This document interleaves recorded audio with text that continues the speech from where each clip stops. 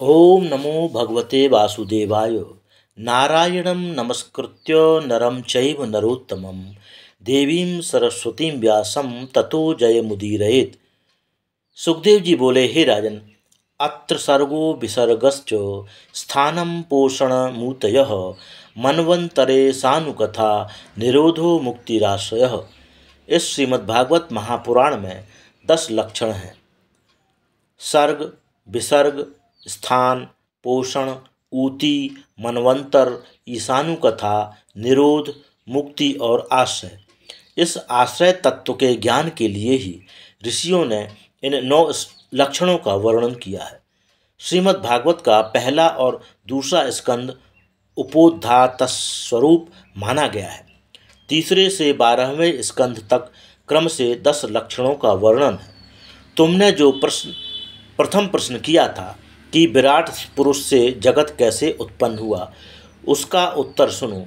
विराट पुरुष जब 24 तत्वों के अंड का भेदन कर बाहर निकले, तब उन्होंने अपने रहने के लिए निर्मल जल की सृष्टि की। 1000 वर्ष तक उन्होंने उसी जल में शयन किया। इससे भगवान का नाम नारायण हुआ। आपो नारा इति प्रोक्ता आपो वै नर सूनवः अयनम तस्ताः पूर्वो तेन नारायण स्मृतः। उन्होंने जब बहुत होने की इच्छा की, तब योग सैया से उठे और उस अंड के 3 विभाग अधिभूत, अध्यात्म और अधिदैव किए। सृष्टि के लिए चेष्टा कर रहे भगवान के शरीर के अंदर स्थित आकाश से इंद्रिय शक्ति, मन शक्ति और देह शक्ति, ये 3 शक्तियाँ उत्पन्न हुई। उनसे क्रमशः सूत्र, महान और असु 3 प्रकार के प्राण हुए। जब प्राण चलने लगा, तब विराट पुरुष को खाने पीने की इच्छा हुई। तब अंड में से पहले मुख निकला, उसमें तालु अधिभूत हुआ, जिह्वा अध्यात्म इंद्रिय हुई, वरुण देवता अधिदेव हुए और नाना रस विषय हुए। जब बोलने की इच्छा हुई, तब मुख में वाक इंद्रिय हुई, उसके अग्नि देवता हुए और भाषण विषय हुआ। जब गंध ग्रहण करने की इच्छा हुई, तब 2 नासिका छिद्र निकले, उनमें घ्राण इंद्रिय हुई, अश्विनी कुमार देवता हुए और गंध विषय हुआ।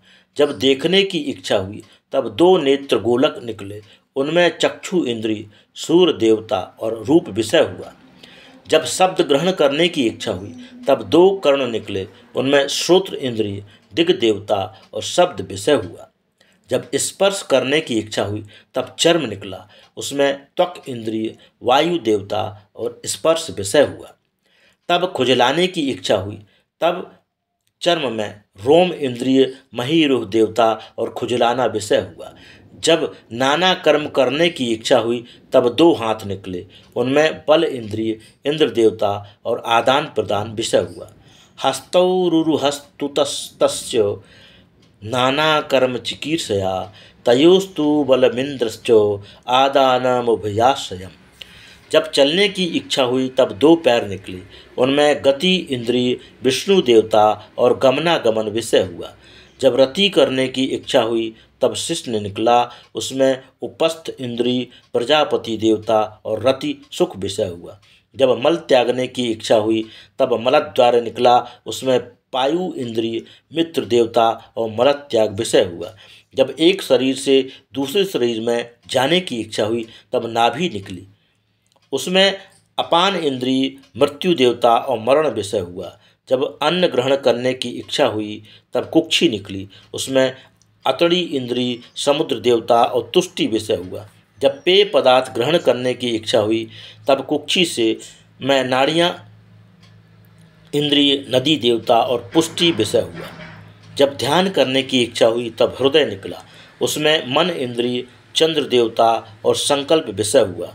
यह भगवान का स्थूल रूप है, जो पृथ्वी आदि 8 आवरणों से आवृत है। उससे परे एक और सूक्ष्म रूप है, जो आदि, मध्य और अंत में से रहित एवं मन और वाणी से परे है। ये दोनों ही रूप मायिक हैं। इस प्रकार हमने विराट से जगत की उत्पत्ति का संक्षिप्त वर्णन किया। शौनक जी ने कहा, हे सूत जी, आपने पहले कहा था कि विदुर जी अपने बंधु बांधवों का त्याग कर तीर्थ यात्रा करने चले गए थे। वहाँ उन्हें मैत्रेय से तत्वज्ञान प्राप्त हुआ था। विदुर का उनसे संवाद कहाँ पर हुआ? कृपया भगवत भक्त विदुर का वह चरित्र कृपा कर हमसे कहिए। सूत जी बोले, हे सौनक, राज्ञा परीक्षिता पृष्टो यदवोचन महामुनि तदवो विधास्य शृणुत राज्ञः प्रश्नानुसारतः। राजा पृथ्वी परीक्षित के प्रश्न पर सुखदेव जी ने जैसा कहा है वही प्रसंग मैं तुम्हें राजा के प्रश्न के अनुसार सुनाता हूँ, ध्यान पूर्वक सुनो। श्रीमद् भागवत कथा साप्ताहिक के द्वितीय स्कंद का 10वां अध्याय समाप्त। कृष्णाय वासुदेवाय हरये परमात्मने प्रणतक्लेशनाशाय गोविंदाय नमो नमः।